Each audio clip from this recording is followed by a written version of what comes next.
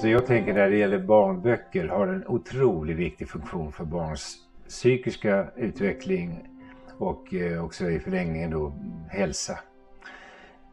Därför att barnböcker ger tid för barnets hjärna som är i utveckling. Utvecklas så varenda stund, så växer i barnens hjärna.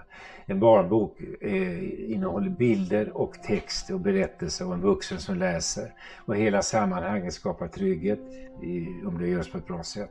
Och då betyder det att barnet också är öppet för att koppla ihop de här orden, berättelserna, budskapet med bilden, figuren och börja mer och mer kunna få en helhet. Och koppla till sig själv, kunna ställa frågor, känna igen, identifiera. Slipp, slapp, slut, svåra saker, Slut.